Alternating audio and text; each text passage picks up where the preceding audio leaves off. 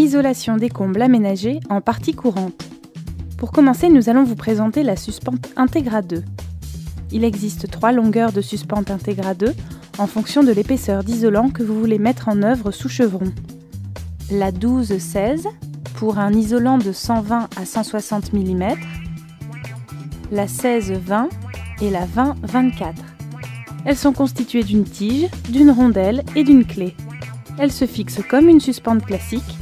Les encoches servent de repère pour le positionnement de la suspente sur le chevron en fonction de l'épaisseur de laine minérale mise en œuvre sous chevron. Après avoir positionné la première couche d'isolant entre chevrons, la tige servira à embrocher la laine minérale sous chevron. Et voici la rondelle qui maintiendra la seconde couche d'isolant sous chevron. La membrane d'étanchéité à l'air s'embrochera avant d'être verrouillée avec la clé sur laquelle on clipsera la fourrure. Viendront enfin les plaques de plâtre. Voilà le comble à isoler et un rappel des grandes étapes. Choisissez la longueur de suspente en fonction de l'épaisseur de la couche sous chevron. Et fixez-la au chevron à l'aide de 2 vis à bois de longueur de 35 mm. Pour l'alignement au cordeau, utilisez les encoches au bout de la tige. Positionnez les suspentes. S'il y a un écran sous toiture HPV, l'isolant entre chevrons peut être posé à son contact.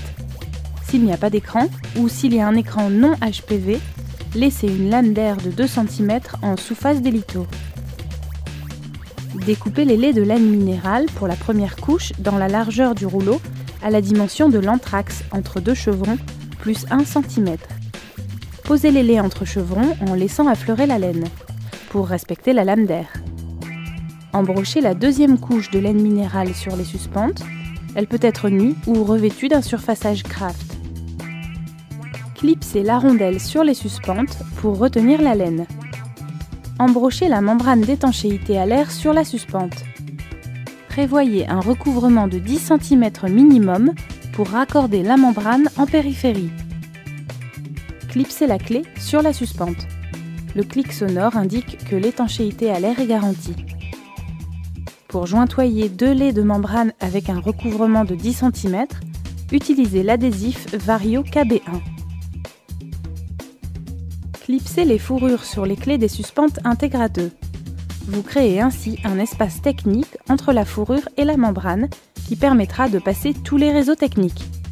Vissez les plaques de plâtre sur les fourrures et arasez.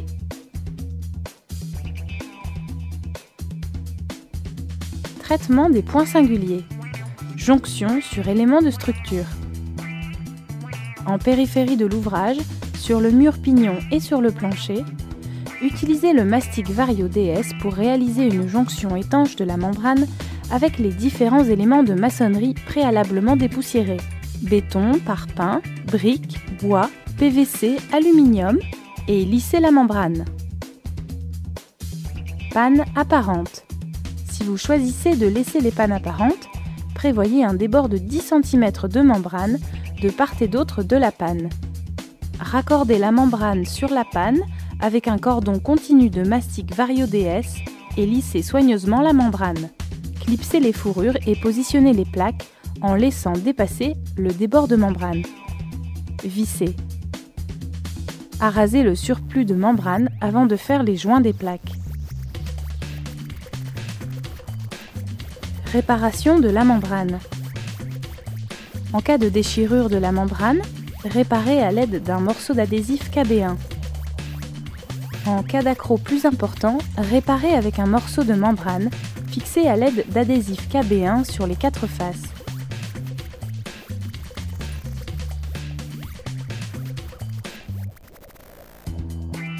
Fenêtre de toit. Incisez la membrane horizontalement d'un bord à l'autre de la fenêtre de toit. Puis continuez la découpe en forme de H le long des joues verticales de la fenêtre. Assemblez les laies au moyen d'adhésif KB1. Appliquez un cordon de mastic dans la goulotte du cadre, en haut et en bas, puis rabattez la membrane et lissez-la sur le cadre.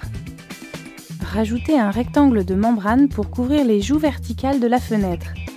Prévoir un débord de 20 cm. Raccordez-les à la membrane à l'aide d'adhésif Vario KB1. Coupez les angles et posez un cordon continu de mastic dans la goulotte du cadre, puis rabattez la membrane et lissez-la. Finalisez l'étanchéité à l'air à l'aide d'adhésif KB1 ou d'adhésif Vario Multitape 150 dans les angles. Habillez le retour de fenêtre avec des plaques de plâtre en la positionnant dans la goulotte de la fenêtre de toit en laissant dépasser le débord de membrane Vario. Vissez les plaques et arasez la membrane qui dépasse.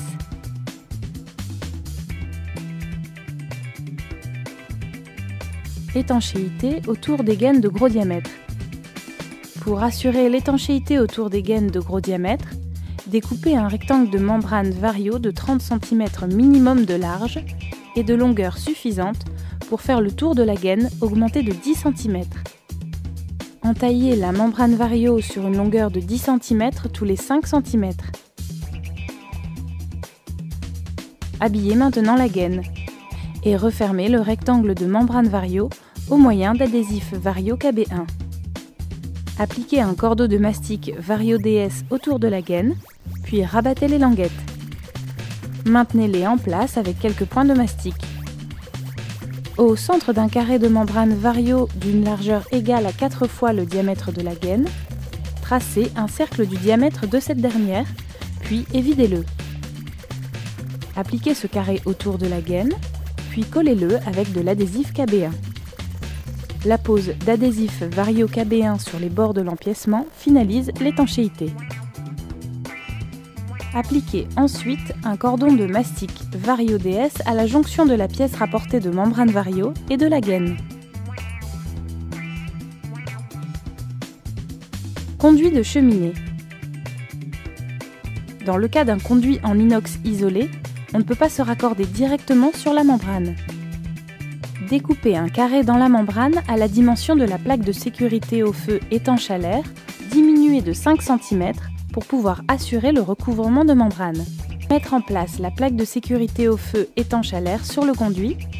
Jointoyer la membrane sur la plaque de sécurité au feu à l'aide du mastic Vario DS. Passage des réseaux dans l'espace technique. La suspente Integra 2 permet de créer un espace technique entre la membrane et la plaque de plâtre. Cet espace est prévu pour passer toutes les gaines techniques et les boîtiers électriques et de dérivation.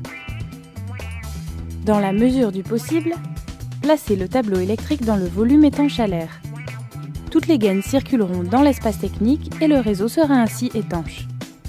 Passez les gaines entre les fourrures et la membrane. Les membranes d'étanchéité à l'air étant souples et élastiques, elles peuvent être déformées localement pour intégrer des boîtiers entre la plaque de plâtre et la membrane. Pour les spots lumineux, respectez les espaces de ventilation prescrits par les fabricants. Pour les boîtiers DCL, réalisez l'étanchéité à l'air au pourtour du câble de fixation à la charpente à l'aide de mastic Vario DS ou d'adhésif Vario Multitape.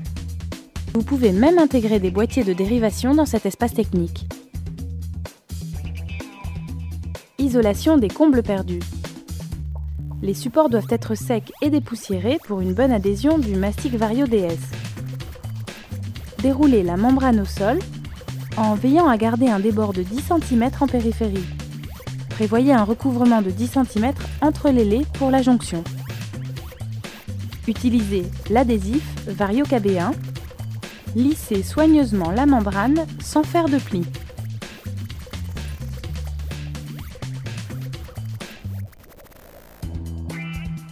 Posez un cordon ininterrompu de mastic Vario DS à 5 cm du sol pour assurer la jonction étanche de la membrane sur la maçonnerie.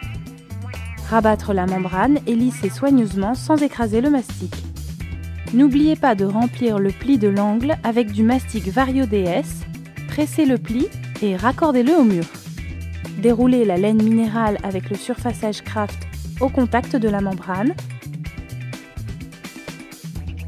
et assurez la continuité de l'isolant en plaçant les lais bien bord à bord.